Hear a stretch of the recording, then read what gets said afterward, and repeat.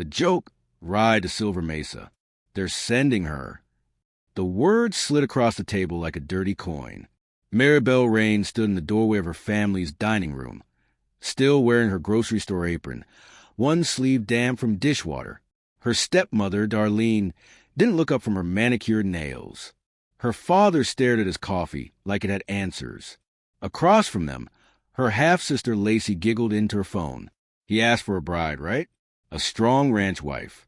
A woman who can work. That's not me. Maribel swallowed. Who are you talking about? Darlene finally lifted her eyes, cold and pleased. Caleb Hargrove. Silver Mesa Ranch. Biggest spread for 3 counties. She leaned back. He told the matchmaker he wanted someone humble. Plain. Not one of those polished show ponies. Lacey laughed louder. So we're sending you. The room tilted. Maribel's chest tightened like a cinched rope. She'd heard the word ugly enough times to know it didn't need to be spoken out loud. The crooked scar along her cheekbone, earned saving Lacey from a runaway horse years ago, was her favorite punchline. They called it nature's signature. Like her face was a joke God signed twice. Her father finally spoke, voice low. It's an opportunity, Mari. A fresh start. A fresh start. Her laugh came out raw. You mean a trade? Darlene's smile sharpened. Think of it as doing something useful for once. Silver Mesa has money. A contract. You marry him, we settle debts. Everyone wins. Everyone except her. That night, Maribel packed in silence. 2 dresses. Work boots. The worn notebook where she wrote dreams she never dared say aloud. Her father left an envelope on her bed. Bus ticket, a little cash, no note. In the morning, Lacey followed her to the porch, chewing gum like she was watching entertainment. Try not to scare him, she said sweetly. Ranchers like pretty things. Maribel stepped down, gripping her bag. Ranchers like honest things, too. Lacey smirked. Good luck with that face. The bus carried Maribel through miles of open land, sunbright fields turning to rugged hills. By the time Silver Mesa's iron gate came into view, her nerves had turned into something steadier. Anger, maybe, or resolve. At the ranch house, a man waited near the porch steps. Broad shoulders, sun-worn skin, quiet eyes that didn't flick away when he looked at her. You're Maribel, he said, not asking. Yes. I'm Caleb Hargrove. No handshake, no forced smile. He studied her like he was listening to a storm miles away. Then he looked past her toward the road, where a black SUV had pulled up. A woman stepped out. Perfect hair, silk blouse, bright lipstick. She walked like she owned the dust beneath her heels. Caleb's jaw tightened. Not now, he muttered. The woman's eyes locked on Maribel's face, and her smile turned cruelly curious. Well, she said, circling Maribel like a buyer inspecting livestock. This must be the joke they sent. Caleb's gaze hardened. She's not a joke. The woman laughed anyway, and leaned close to Maribel's ear. You should leave, she whispered, because Caleb already belongs to someone else. Maribel froze as the woman pulled back, eyes glittering with certainty, and Caleb, without warning, said quietly to Maribel, Inside. We need to talk before she does. Inside the ranch house, everything smelled like leather, cedar, and history. Maribel's boots echoed on polished floors she felt unworthy to step on. Caleb closed the door behind them, but the air didn't feel safer. It felt like the moment before a gate snaps shut. She's Harper Wynn, he said. My ex. Maribel's throat tightened. She said you belong to her. Caleb's laugh held no humor. Harper thinks everything belongs to her. Land, people, power. Maribel glanced toward the window. Harper stood outside, phone to her ear, smiling as if she'd already won. Why is she here? Because I refused her father. The name Wynn landed heavy. Even Maribel knew it. Wynn Cattle and Company, wealthy enough to buy a town and call it charity. Caleb rubbed his thumb against a faint ring mark on his hand. Her family wants to merge ranches. They want my water rights, my grazing land, my legacy. They offer me money, connections, even promise to clean up Silver Mesa's debt. Maribel blinked. Debt. Caleb's eyes flickered. Brief shame, quickly buried. Drought years. Vet bills. Repairs. Silver Mesa isn't failing, but it's wounded. I posted that I wanted a wife because I want a partner. Someone who'd choose this life, not just the money. Maribel's chest softened for a second, then hardened again. And my family chose the money. Caleb didn't deny it. They signed a match contract. Maribel pulled the folded papers from her bag, the edges already crumpled from her grip. I didn't sign anything. Caleb took the papers, reading fast. His jaw clenched. They promised you'd marry within 30 days. Maribel's voice shook. I'm not anyone's bargain. Caleb looked up, eyes steady. Then don't be. A knock at the front door, sharp as a bullet. Harper's voice came through the wood, bright and poisonous. Caleb, open up. I brought something you'll want to see. Caleb exhaled. She doesn't do surprises unless they're weapons. Maribel took a step back. I can leave. No. Caleb's answer was immediate. If you leave, she'll chase you until you're exhausted. That's what she does. She doesn't lose, she collects. Another knock. Louder. Caleb walked to the door, but didn't open it. Harper, go home. Oh, I will, Harper sang. But first I'm going to make sure your little guest understands what she walked into. Maribel's hands curled into fists. I'm not afraid of her. Caleb studied her face, the scar, the strength behind her eyes. You should be cautious, not afraid. Harper's voice sharpened. You want cautious? Fine. I'll be clear. Caleb, if you marry her, I'll make sure the bank calls your loans by Friday. I'll make sure the county inspector finds violations. I'll make sure every buyer stops bidding on your cattle. Maribel's heart slammed. You can do that? Caleb's silence was answer enough. Then Harper added, with syrup-sweet cruelty, And Maribel, honey, your family didn't tell you the whole story. They sent you because you're the one nobody would miss. Maribel's vision blurred, but she didn't cry. She lifted her chin. Caleb finally opened the door a crack. Harper slid a folder through, her nails gleaming. Read it, she said. Then decide if you still want to play ranch wife. Caleb opened the folder. His face changed. Color drained. His hands trembled once, just once. Maribel reached for the papers. What is it? Caleb's voice dropped to a whisper. It's a notice and a photograph. Maribel looked down and saw a picture of her father, shaking hands with Harper's father, and beneath it, a single line typed in bold. Transfer liability, Maribel Raines, guarantor. Maribel's knees weakened. They put my name on a debt? Caleb's eyes lifted, pained. Yes, and if this is real, Harper's family doesn't just want my ranch. He swallowed hard. They want to own you too. The scar, the saddle, and the truth nobody wanted. Maribel didn't sleep. The papers sat on the kitchen table, like a snake coiled and waiting. Caleb had called his lawyer, but it was late, and legal help moved slower than threats. At dawn, Maribel stepped outside to breathe. The ranch spread out wide. Fences, hills, cattle moving like dark rivers across the land. It was beautiful in a way that hurt. Caleb found her near the barn. Coffee, he said, holding out a mug. Maribel took it with both hands. If my name is on your debt, I can't stay. I'll ruin you. Caleb's eyes didn't waver. You didn't ruin anything. Your family and Harper did. Maribel's voice cracked. I don't even understand how this happened. Caleb leaned against the barn door. Harper's father is connected. He can file paperwork that looks real long enough to scare banks into acting. That's what this is. Pressure. Maribel swallowed. And my father, he's in the photo. Caleb nodded once. That means they either paid him or blackmailed him. Maribel's stomach turned. All those years of trying to be good, try to earn a love that always felt conditional. Now she understood. She wasn't their daughter. She was their emergency fund. A horse snorted inside the barn. Caleb glanced at it, then back at her. Can you ride? Maribel blinked. Yes, I grew up riding.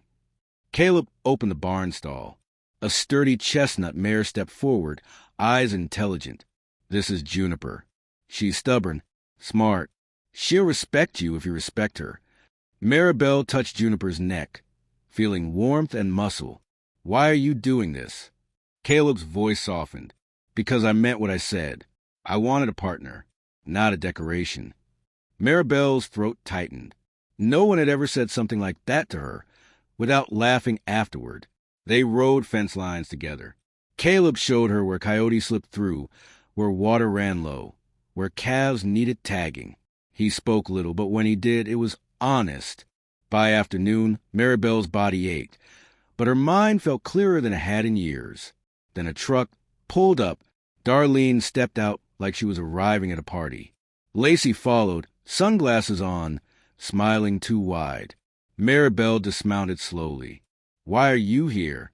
Darlene's eyes darted over the ranch like she was counting value. We heard you arrived safely. We wanted to check on things. Lacey giggled. And see if the rancher fainted when he saw you.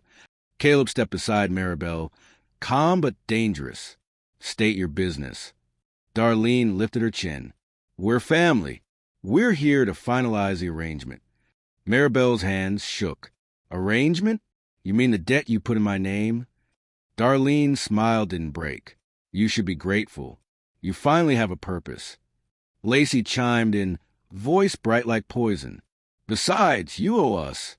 Dad said you were lucky we kept you at all after your mother died. The words hit like a slap. Maribel's vision flashed. Memories of herself at 13, cooking dinner while Darlene called her slow. The day she got that scar saving Lacey. And they joked she ruined wedding photos forever. Caleb's voice cut through. That's enough. Darlene turned to him, eyes calculating. Mr. Hargrove, my daughter Lacey is actually far more suited. Caleb's laugh was cold. Lacey wouldn't last 2 hours on this ranch. Lacey's smile faltered. Excuse me. Maribel stepped forward, voice trembling but strong. You can't sign me into a debt. Darlene leaned close. We already did. And if you fight it, we'll tell everyone why you're really ugly. We'll tell them what you did to your mother. Maribel froze. What are you talking about?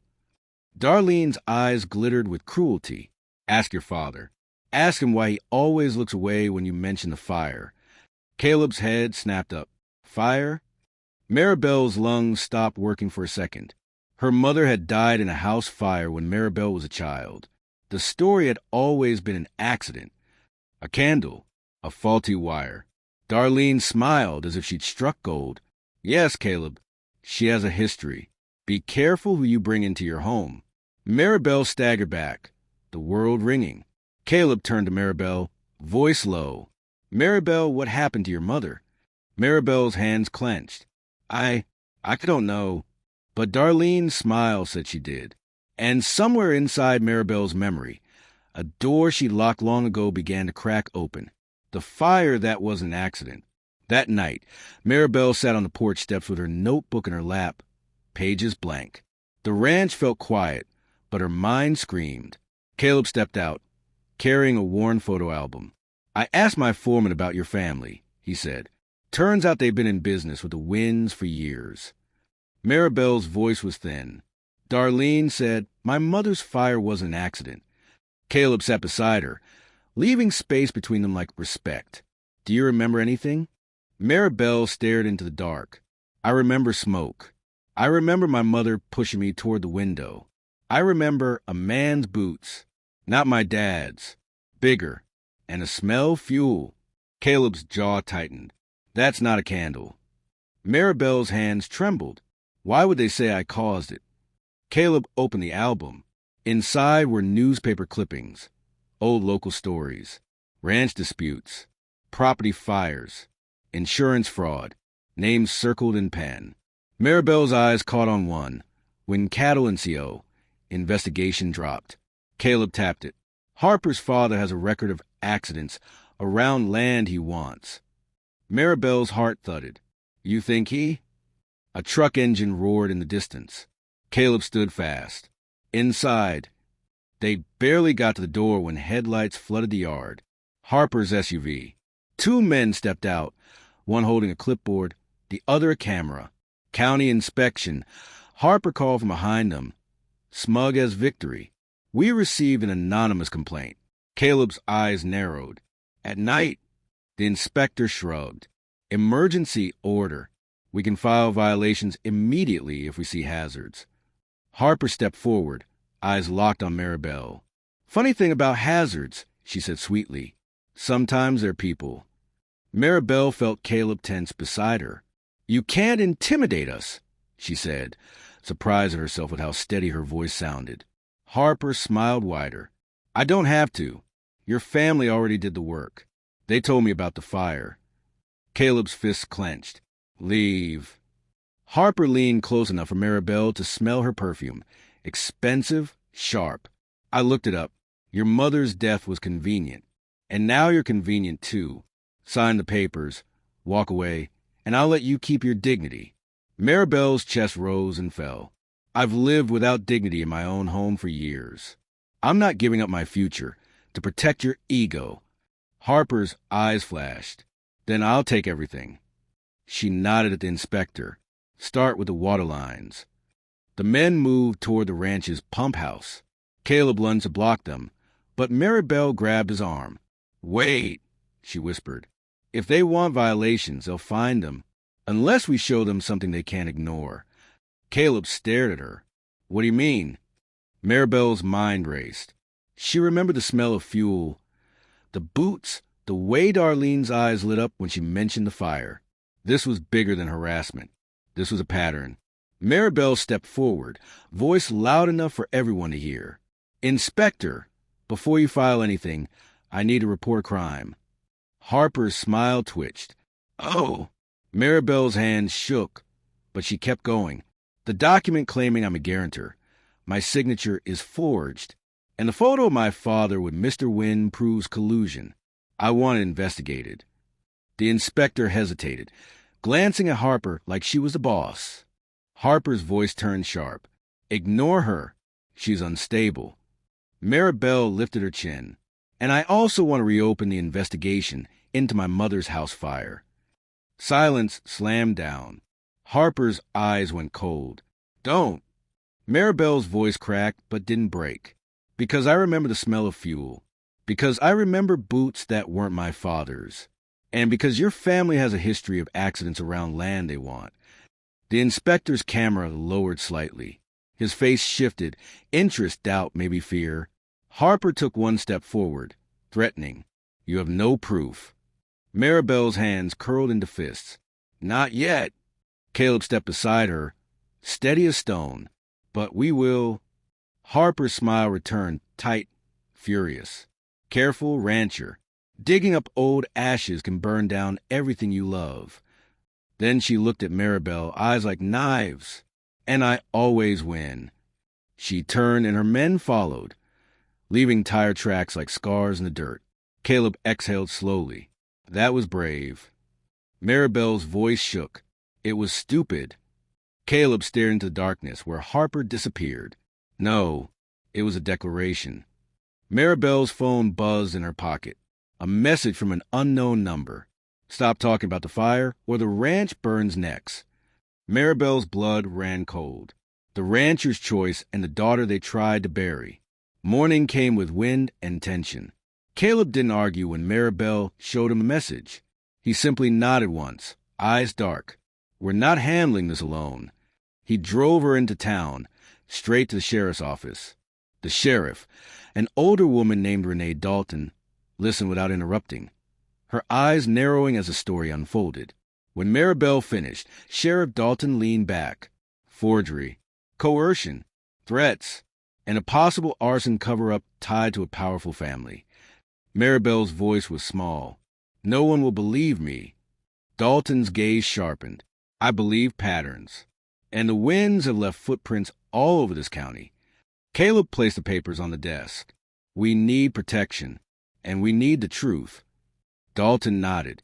I can start an investigation, but you'll need evidence that stands up in daylight. Maribel swallowed. What evidence? Caleb looked at her. Your father. The words felt like swallowing glass. That afternoon, Caleb drove Maribel back to her family's house. Her hand shook on her lap the whole way, but she kept her spine straight. Darlene opened the door, surprise flashing across her face. Then annoyance. You're back already? Did he reject you? Maribel stepped inside without asking permission. Where's my father? Lacey lounged on the couch, smirking. Oh, look, the ranch princess returns. Caleb's presence wiped the smirk from Lacey's face. He stood behind Maribel like a wall. Darlene's eyes narrowed. This is inappropriate. Maribel's voice trembled. Tell him to come out. Her father appeared from the hallway, face pale. He looked older than Maribel remembered, like guilt had been eating him for years. Mari, he began. Maribel held up the 4 documents. Did you sign me onto this debt? His eyes dropped. Silence. Maribel's throat tightened. Dad. He whispered, I didn't have a choice. Darlene snapped. Don't you dare. Maribel turned on her, voice rising. You use me. You always use me. Her father flinched. They threatened us, Mari. The Winds, they said they'd take the house. They said they'd ruin Lacey's future. They said... Maribel's laugh cracked. And my future was a price. Her father's shoulders sagged. Yes. Caleb's jaw clenched. And the fire? Her mother's fire? Darlene's face flashed with panic. Quickly masked. That's ancient history. Maribel stepped closer to her father, eyes burning. Tell me the truth. Was an accident. Her father's eyes filled with tears. No. The word hit Maribel like a punch. He spoke in fragments, like each sentence hurt. Your mother, she found paperwork. She found out Wynn had been bribing inspectors. She threatened to go public. That night, a man came to the house. I was at the diner. Darlene said she heard a noise. She told me. Later it was a candle. Darlene hissed, stop. Maribel's father looked up, finally meeting Maribel's eyes. It wasn't a candle. It was fuel. Wynn's people, they said it. Maribel's knees weakened. Caleb caught her elbow, steadying her. Maribel's voice broke. And you let them blame me? Her father sobbed. Darlene said it would protect Lacey. She said you were strong enough to carry it. Maribel turned to Darlene, shaking. You did this. Darlene's mouth tightened. I did what was necessary. Sheriff Dalton's voice came from the doorway. Necessary is a funny word, she said, stepping in with 2 deputies. So is conspiracy. Darlene froze. Dalton held up a recorder. We've got enough for warrants. And you, she pointed at Maribel's father. You're coming with us to make a full statement. Darlene sputtered. You can't, Winwill. Dalton's eyes were hard. Let him try.